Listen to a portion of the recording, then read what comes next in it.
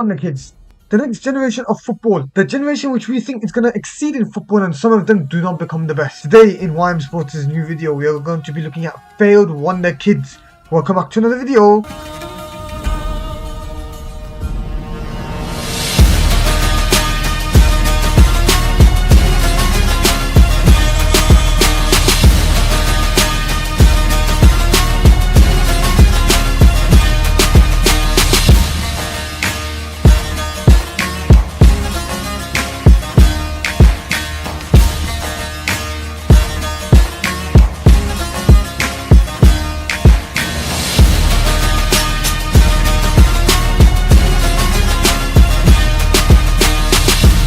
So guys, I've got 10 failed Wonderkids here, and we're going to go through all of them and how their careers flopped and failed. Some of these you haven't even heard of, some of them you've heard of like 5 years ago and you thought we're there now. We're going to discover now. Number 1 comes on the list, Bojan Krkić. For those of you who do not know what a baller this guy was, he was Barcelona's top La Masia graduate that was coming into the first team and had broken Lionel Messi's record of coming and making his debut into the first team at the age of just 17. Fortunately, due to the sheer talent that Barcelona had at the time, Bojan could not get his opportunity to play. Alongside that, he had injuries and other stuff that would be able to keep him out of the actual squad of Barcelona. Bojan, to get some more playing time, went to Roma for 12 million euros at the time, and in 33 league appearances only scored 7 goals. Nothing compared to his breakout season. He then went on loan to AC Milan and went back to Barcelona before he found alternative options to move freely anywhere away. Then went to Ajax, only scoring 5 times in 32 matches, and then went to Stoke City. Ideally, when he went to Stoke City, he first started to have a breakout season. Not breakout season, but he still started to score quite a few goals where people would start getting his attention, but then performances started to drop again due to lack of playing time, and he was never the same as he was before. Next, we got another La Liga talent and another Spanish talent, but from the other side of Spain, Madrid. Isco, signed up by Real Madrid as a very young talent, was one of the best young talent that was out there and started to become a player that was known to score from the bench. He was known as the super sub, as you say. Isco came on, and in his first season, in 30 games coming off the bench, he had 18 goal contributions. Perfect season for him in the 2016-17 season, but he never reached those heights again. And afterwards, a few spells with Zidane and Ancelotti coming back and forth, Isco left the club, went to Sevilla, got his contract terminated again, and now is playing at Real Betis. It's not the player that he was before. Back then he was known as a super wonderkid, and now unfortunately he has pretty much, you could say, failed. Next we go to the Dutch Casper Dolberg. For those of you that do not remember Casper Dolberg, he was one of the greatest Dutch youth prospects at the time. He was scouted by the scout that scouted Zlatan Ibrahimovic, Christian Eriksen and Victor Fischer at Ajax. 31 goal contributions in 48 games. Had a massive season. After that, was never able to hit those heights again. Dropped off after that one wonder season he had absolutely high potential, especially on games like FIFA and stuff like that. Went to OGC Nice, still wasn't able to perform there, and now is playing, I believe, at Anderlecht, only scoring so far 2 goals in 7 games, I believe. Don't quote me on that, but I believe that. Oh my god, this is why I'm in post editing here. Something that I just want to add about Casper Dolberg that I found out after I done some more research on him was that he actually got type 1 diabetes, which played a big part in his downfall as a youngster. Obviously, playing with type 1 diabetes is not very easy for a footballer at all, which is why he's obviously not going to be able to reach those heights that he used to reach before. The next one, number 4, comes on the list, Emre Mor. Such a player that was known as the greatest Turkish talent at the time. And by the way, he's not the only Turkish talent on our list today. Emre Mor was the talent signed by Borussia Dortmund, and this was the big talent. Unfortunately, due to his attitude problems, he had arguments back and forth between the Borussia Dortmund management. Unfortunately, he was not able to hit those heights that he could have hit. Went to Olympiacos, did not perform at all, and now is playing at Fenerbahce.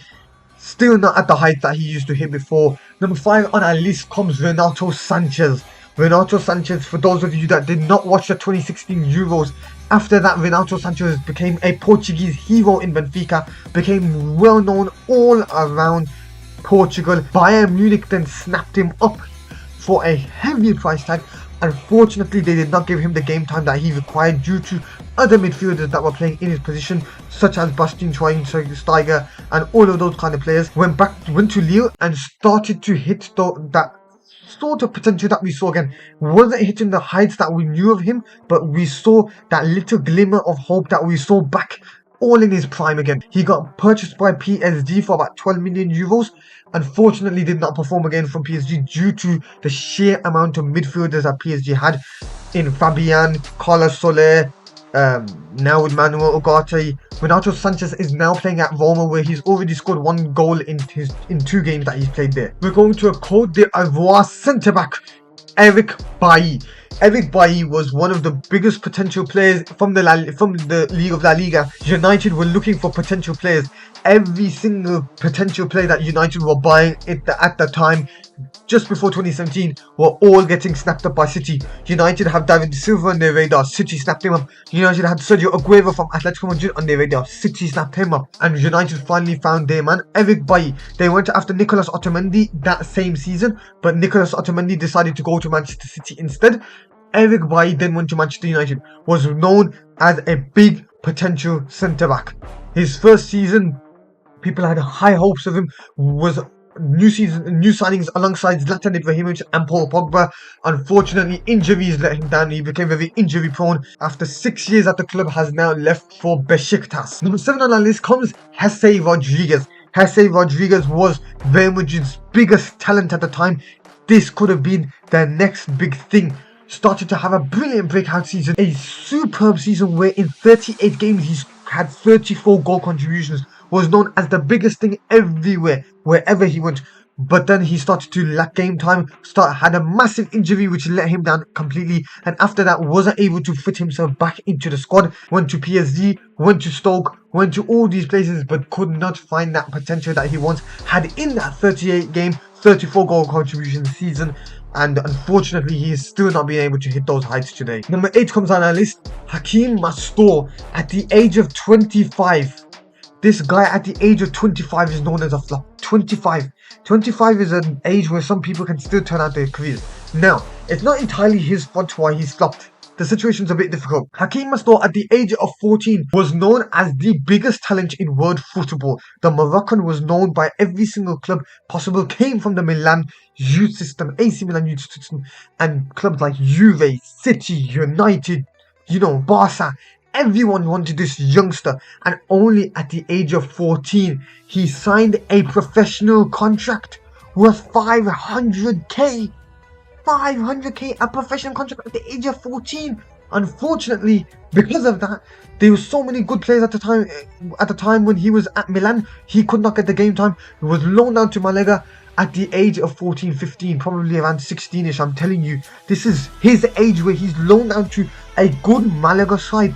He didn't get the game time he needed. Unfortunately, started to drop off more and more, and now is in the 2nd or 3rd league of Moroccan football, just at the age of 25. Number 8 comes in as Oguzhan Özyakup, another Turkish one, and this is the second last Turkish one today. We've got one more Turkish one to go over. Oguzhan Özyakup went to Arsenal, came from the youth system of Arsenal and started doing well in the youth groups. Then was sold to Besiktas in Turkey. Had brilliant seasons for him, good 3-4 seasons that were brilliant until he got loaned out from Besiktas. He started to have a really poor relationship, and the management in Besiktas started to actually being bad on him. They didn't really give him the good treatment that he was wanting, and he didn't leave with the good treatment. He has now come back at the club, but has not hit those heights that he could have hit anymore at all. Cengiz Ünder was the greatest wonder kid that had come out of Turkey in a long time. After Hakan Çalhanoğlu, Cengiz Ünder was known to be the greatest wonder kid that will come out of Turkey, and now is playing for Fenerbahce. I believe had some sort of anger problems as well. Went to everywhere. Cengiz Ünder went to Roma, Marseille. He had stints everywhere, unfortunately. He became a Roma player for 13.4 million euros. Started from Başakşehir. He became the youngest Turkish player ever to score in the Champions League. Big reason for why he had to leave Roma was actually a political reason. That was 10 wonder kids that we went through today. If you haven't already, like, subscribe, still icon. Comment down below if you want to see 10 more Wonder Kids that have failed in the world of football. And I will see you for another video. Until then, YM Sports signing out. Peace.